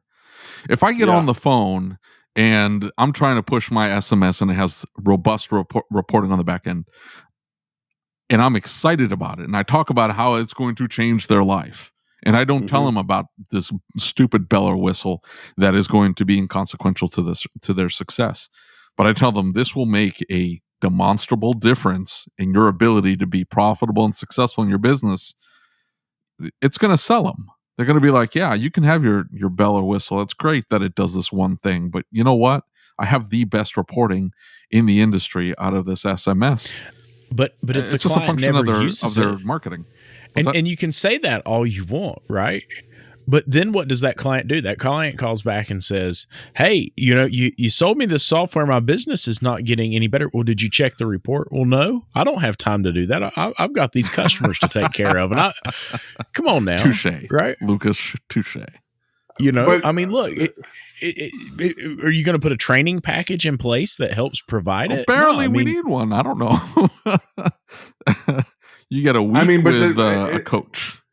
Well, it's but the thing is think about the people that are the main players in the auto repair shop industry, whether it be coaches, software. I would assume that most of the software owners or heavy people the ones that give the information you want, their shops are probably really dialed, Right. and what is their shop like? You can have people aren't going back. Have you ever read some of the reviews that these coaches have on their own personal shops? You're gonna get us kicked off the internet. But you know what I'm saying, and they're going and they are playing to the audience, and they are giving them what they need. It works to a certain point, but you don't know what the background of what that other stuff is. Right. Well, and we've talked about this before. I was talking to somebody a while back, and he was talking about his coach, and he said, you know something? He said, he keeps giving me advice. He said, I'm pretty sure he's not worked in a repair shop in 30 or 40 years. He said, he's giving me advice that, is from the 70s. And he said, I just feel like it's outdated. He said, it just doesn't fit this time. And it, take it with a grain of salt, right? Obviously, we're not going to name who he's talking about, but with names. A grain of salt. I'll put it in the bonus episode. I'll cut it off here and put the rest in the bonus episode. Nobody listens to those anyway. I do. Wait a minate. You're telling me that is lies. That is not true. I mean, when does the last time you think any of those guys from ATI or the coaching companies that have been around for years, management success? Here's the deal with them. Like, they didn't even have they're coaches. Scientologists, I know. But well, what it's not I'm even saying, that. It's like, look, you can say I have no problem. They converted with them David. pushing. I don't know if you know that. No, they converted David. I'm okay that they push the L. Ron Hubbard stuff there because they hand out a book. I read through the book. It's not bad. But what is their relevant experience in the auto repair shop industry? The person that they put on the phone with you most likely has never worked in a shop. Correct. Or has had a menial role in the shop. Or I remember getting the "you can't quit us" phone call from somebody whose parents owned a shop, but she never worked in the shop. And so they're trying to give me advice. And, the very first coach I had, she was, again, never been in a shop and hadn't worked in a shop and didn't own a shop. But she was good at keeping me on task. And she would mom me, and then I'd feel bad, and then I'd get it done, whatever it is that they needed. And that's, a lot of times that's what shop owners need is somebody to hold them accountable. But a lot of them don't have any relevant industry experience. Are we talking about the same organization? The one that sent Robert Morton a wife, or was that Chris Lumpkin a wife?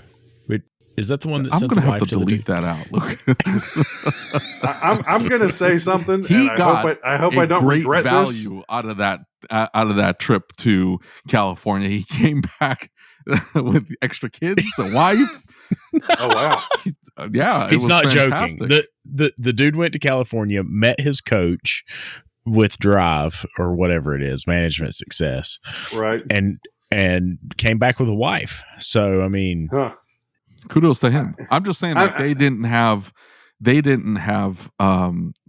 people with relevant experience in the industry. They were teaching shut up and let system. the man get his point across. The man was trying to say something. I mean, the thing is it's with the irrelevancy, and I'm not probably the one thing that I repeat the most at my shop, and I am not lying. I'm not making this up, and I'm not here to fluff you.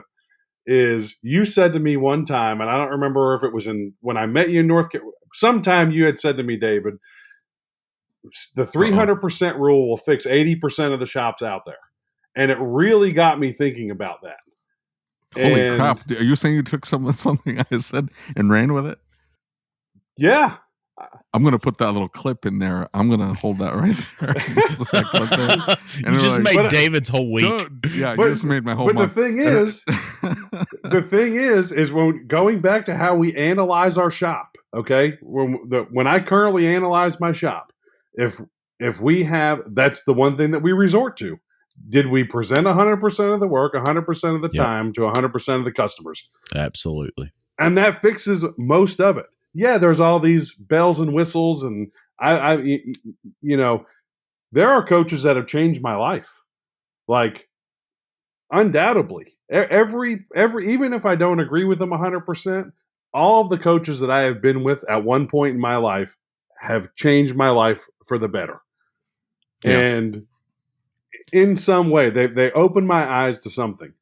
Yeah. But I will say that statement is probably one of the most true statements about this business that I've heard, and you can rest your laurels on. Honestly. That's going to be the commercial for the podcast for forever, just so you know.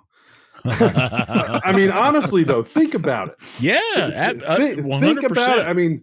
I mean, yeah, you can fine tune and you can do all this, but if those three things are off, it's not going to work. Forget it. Yeah. And I think that's what it is. And going back to the report and watching your metrics and doing all that, that's great. Me personally, I don't want to be at my shop looking at reports all the time. You might like doing that. I have got a lot more stuff going on than that. Why do you have to speak poorly of it? I used to like that, but when you step away from the shop and you realize there's, and like I said earlier, my goal this year is better quality of life. If I can make the same amount of money and have a better quality of life, that's my goal. Yeah, killing it. Definitely. Yeah, but that ends up speaking to a completely different, a different mindset. And I think I've told this story before. As Lucas introduced me to a shop owner that had gotten a scholarship to go to ASTE, and he's like, and we're having a conversation, and he was doing something like $50,000 a month, something like that. And I go, well, what do your goals look like for your shop? And he says, well, I want to do $1 million. And I go, why $1 million? And he goes, I don't know. It sounds like a good number. I said, well, what do you want to do once you hit $1 million? So tomorrow you start doing $1 million. What's that do for your life? He goes, well, I don't know. I mean, and I kept pressing him. I'm like, what is it that you really want to do? And I go, I want to go fishing with my kids. I said, okay. So now he has a goal. He wants to go fishing with his kids, or like you do. You do the RC car thing, and you do the barbecuing thing, and you've got other things that you do that you enjoy doing. Mm-hmm. And so how do you set up your shop in order to afford you that lifestyle? Does that make sense? Do more than $1 million a year. Exactly. Not necessarily. I'm telling you, it's not. It depends on his expenses. It depends on what part of the country he lives. Like, you take. He's been on this on the podcast a couple times. Kyle Logue. That guy will live on $300 a month and be perfectly happy. But what does he want to do? If you're doing $1 million a year, you can easily make 20% net and not be at the shop. If you really have a dialed shop with 3 technicians and 1 service advisor, you can do that $80,000 a month to hit your $1 million a year and not have to be there. That is that's a very obtainable goal. Yeah. But I was talking to another shop owner who's doing. He has the capacity to do $1.5 million, $1.8 million, or if he's running Lucas type numbers, he could do $2.5 million out of his shop because he's got the space for it. But when you have a conversation with him, he's got other things he wants to do, and his problem is he needs to have redundancy within the business. So he's okay doing 7% net if that means that if somebody calls sick, it's never him that has to be the backup. Does that make sense? Yeah. And so again, it comes down to, what is your life? What is it that you want to do with your time, and what do your expenses look like, and start working your way backwards from there. But my point was, if the guy, all he wants to do is, he doesn't want a huge house, he doesn't want to have a fancy car, he wants to go fishing with his kids. Right. You can have a shop that does 60, 70,000 a month and do that, and go home every single day at 1:00 and go fishing. Let the customer set the expectations. Well, I think it's not even that about setting the customer's expectations. You can get to a certain point in revenue that you can pull a decent paycheck, put the money into retirement that you need to, and you have things taken care of at the shop. You don't need to be there to go. In other words, you just get to a much simpler point where it's not. I don't need to go to Europe. I want to go fishing with my kids. Right. That's not very expensive. So what does a boat cost? What's some fishing reels? What's that hobby cost you? What are your current expenses? What's your debt look like? You should be out of debt, right? What do your retirements look like? How do you structure this in order to afford you the lifestyle that you want?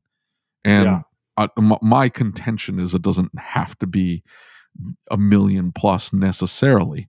Although if you have the ability to get there, obviously having the extra revenue helps. But it doesn't necessarily. In other words, he was setting the wrong goal.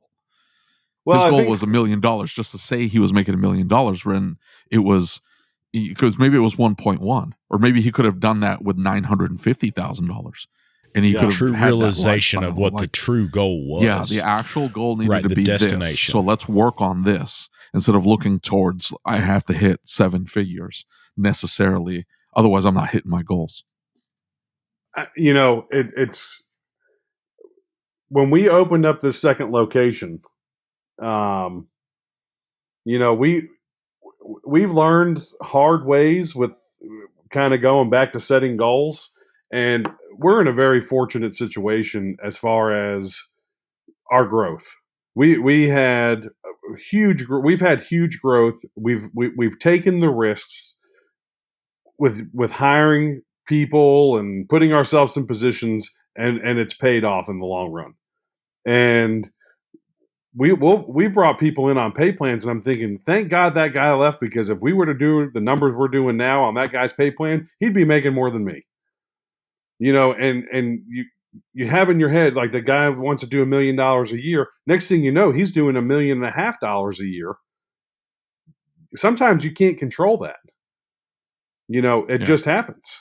And we've had advisors on pay plans, and it's like, man, if we can get to where we're doing 1.5 a year, we're going to be happy. And we're happy if he's making $100,000 a year, if we're doing 1.5, and this is when we're doing 1.1, 1.2, and then next thing you know, you're doing $2 million a year. You're like, holy shit, that guy could have cost me a lot of money. Thank God he left. Yeah. So, and that's why I was asking Lucas earlier when I was talking to him before this started, what kind of pay plan is your service advisor on? Because he's in a pretty big, heavy growth mode, and definitely. we are personally doing numbers that I would have never imagined we would ever be doing, ever. Like, and that's that's a humbling thing for me. It's like, man, we're doing things that I never thought were possible. That's awesome. And it's like, man, when we opened up this location, we struggled for, a couple years. And like I said, we rolled the dice on a lot of stuff. And I run my shop very thin staff wise, and which can be good and bad. And I've had it, we went and hired a guy at $80,000 a year that when I had $20,000 in the bank for this location. Yeah. And you make decisions like that, and then they end up they can either burn you or they don't. But that's part of the reason why we were able to hit some of those numbers, is because he had a following and and brought a lot of people with him. Yeah, but that's that entrepreneurial mindset that you were talking about earlier. Like you've got to roll the dice when it makes sense. Yes. Yeah, I'm not saying going out and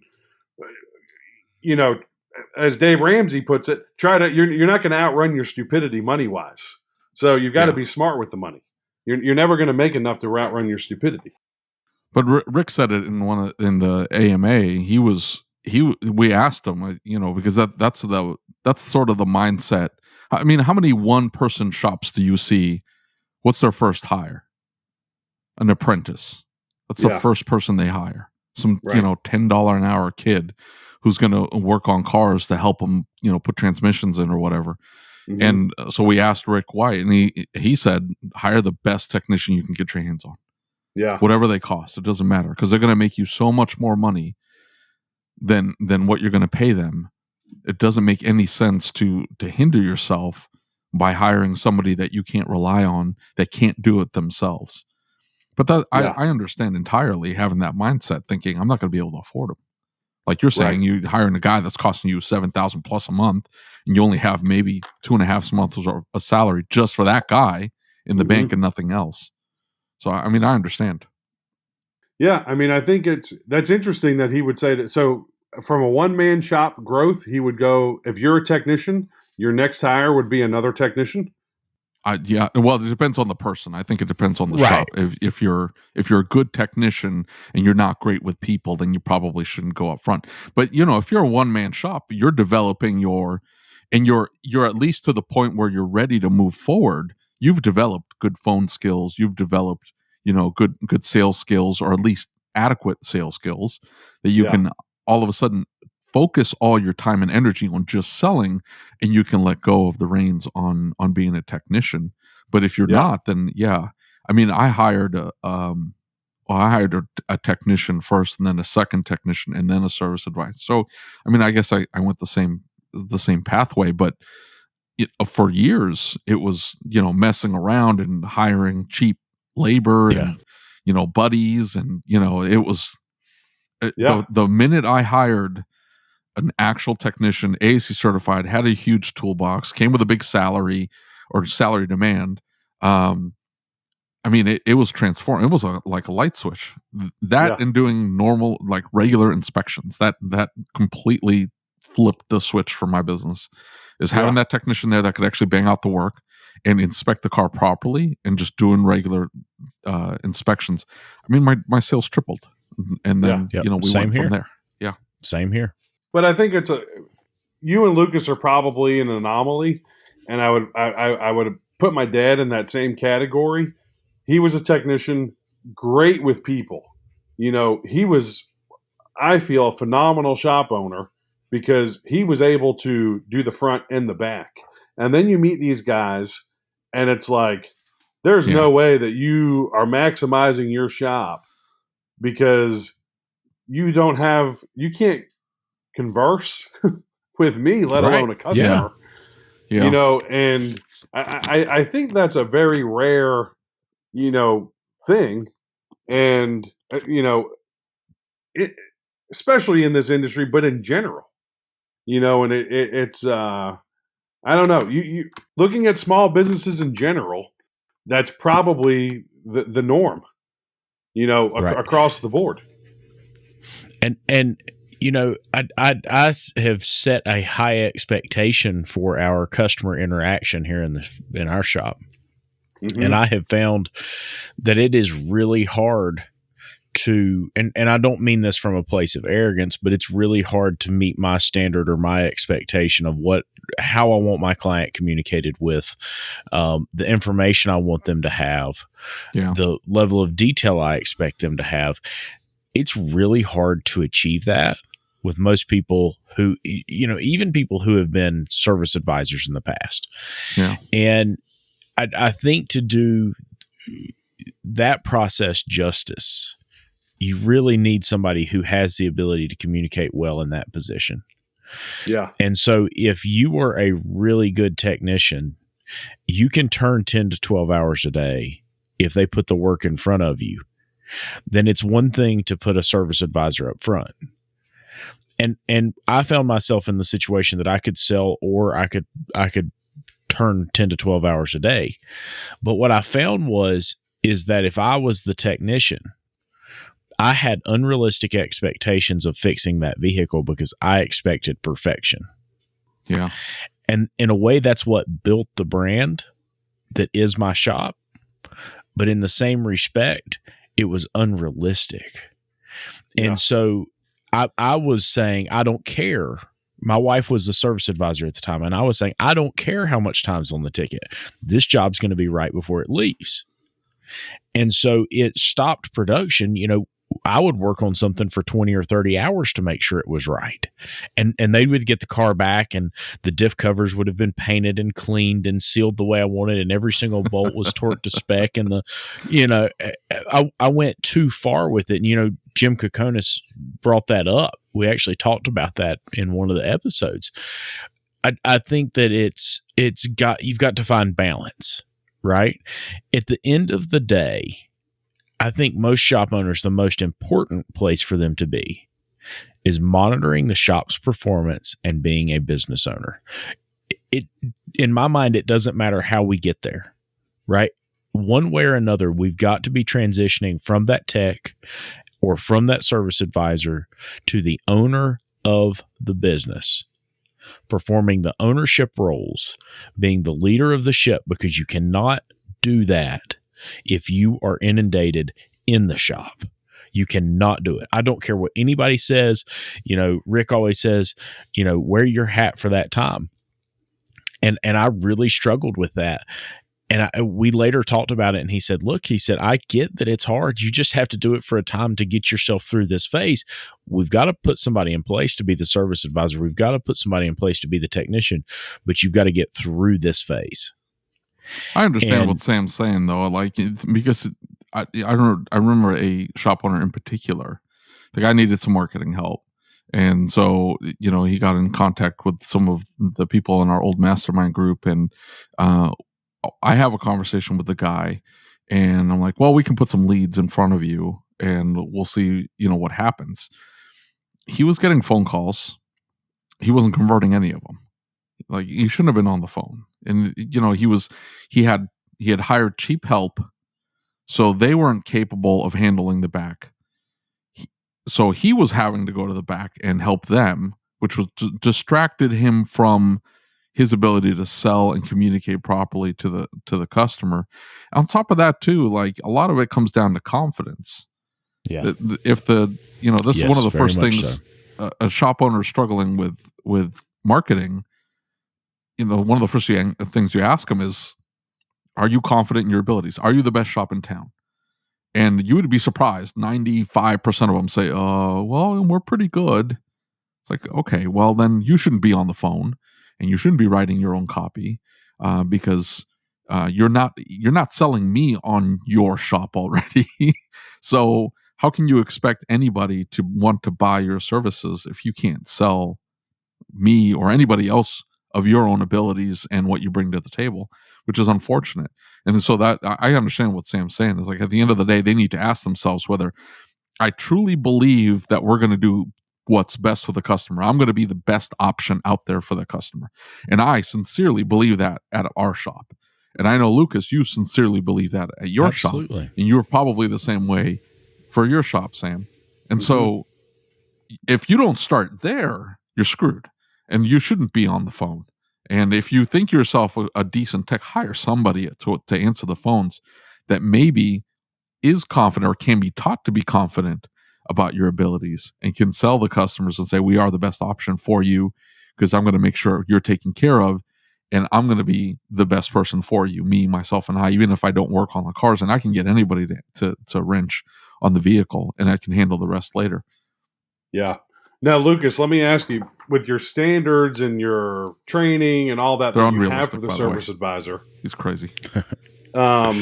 We've had issues where we've gone through periods and it's like, man, am I asking too much? Because we either have high employee turnover, or I feel like sometimes you got to jump into that micromanagement role. And I tell everyone that works for me, I don't want to be your micromanager. That is not, right. I don't want to be here. I want to be playing with my toy cars and doing going on my boat and whatever else. I don't want to be here. So, but then I also feel at times it's like, man, are my standards too high? Am I expecting too much? And then I talk to, some coaches and, people involved with training companies and stuff. And, they keep driving home. No, you got to keep the high standards. You got to keep the high standards, but kind of going back to what we talked about at the beginning does the market provide that? Does my market provide the person that I need to be able to put in there, at least not with consistency? Right, exactly. Not with consistency. What's that? Yeah. Not with consistency. And it'll be interesting to see how many people you go through, if you go through a high turnover with the process of replacing that advisor that you had. Right. And I think the new guy's a really good, really solid fit. I definitely think with the previous advisor, my expectations were so high that it put a level of stress on him. And the thing was, I was talking to David about this tonight, is I constantly caught myself catching the balls that he would drop. And it was, have you called this client? Have you ordered these parts? Have you done this? Have you done this? Have you done this? And this guy's been here for 3 weeks now, and he doesn't really have any of those. Right. He's just now kind of starting to pick up into that full stride. You know, I'm sitting here looking at our workflow tomorrow. I see 2 cars that I don't know if he's updated the clients or not. There's one that doesn't have the ticket started. Those are really the only 2 things. Maybe some parts didn't get ordered. But as opposed to what I did with the last guy, which was respond, I am trying my very best to take a much more chill approach to this and say, let your mistakes teach you the way you need to go. We'll debrief. We'll talk about what went wrong. But I think that those high standards are so important, especially for the advisor position, because it is the key. It is what my client sees of our facility. It's so important to me. And the other thing is that you have to remember that prior to having advisors, I was the guy on the front counter. It makes it even harder. Yeah, it was me that was really giving 110%. Now, I don't know if you know this. My family's owned a small tourist attraction since the 50s. And my dad and my mom have worked in that tourist attraction since the 70s. I remember when I was a kid, I think we took 3, maybe 4 vacations, right? My mom and my dad worked 364 days a year. They get up at 4 a.m. and they go to bed between 10 and 11 every single day. They work Saturday, Sunday. They're always at work. They live at work, have my entire life. And I've always admired my dad because no matter how many hours this man worked, he always told the story about that tourist attraction the exact same way. And if somebody told that story any differently than how he told the story, he would get, it would just bother him to no end. He wasn't rude about it. He wasn't mean, but they didn't tell the story anymore. Is this like if you're at the place and they're whatever, and somebody asked, how did you come to run the place? What is it? What does it do? And I asked him one time and I said, Dad, why do you do that? And he said, son, because the only thing people know to say is what you tell them to say. And that always stuck with me because what he would say to those customers walking through the door, and he would say it 125 to 400 times a day, is what they would tell somebody else as they walked through. You could listen to what they were saying. They repeated with his enthusiasm what he said. So if you don't think your words on the front counter are important, if you don't think how you say it on the front counter is important, I got news for you, because all that client knows is what you said to them. And you know, I get it. We hand them a piece of paper. It's got the story about the repair on it, the whole 9 yards. But in my mind, it's nowhere near as important as that conversation with Mrs. Customer about her car, because that's the only thing she's going to remember. It's the emotion. It's the tone of voice. It's how we explain it. Our words are everything. If we don't have high standards there, we don't have high standards, period. Well, I hope you enjoyed this episode of the ASOG podcast. Once again, if you'd like to support the podcast along with the work of ASOG, just go to our website, asog.site, and click on the Become a Patron Now button. Becoming a patron gets you several perks, supports this podcast, and is entirely tax deductible. That's because ASOG is a 501c3 educational charity. Make sure that you're subscribed to the podcast if you're listening to this on Apple Podcasts. Leave us a review. It helps spread the word. Don't forget to subscribe to the YouTube channel and hitting that like button. Lucas loves wearing sweatpants. The like button sent him a bunch of brand new pairs, but when Lucas opened the box, he realized all the strings had been removed from the pants. Get back at that like button by hitting it. As always, if you have any questions, comments, or concerns, or if you'd like to be a guest on the podcast, or if you have any topic suggestions, please reach out to me via email. My email address is david@asog.site. That's DAVID@ASOG.site. SITE. Until next time.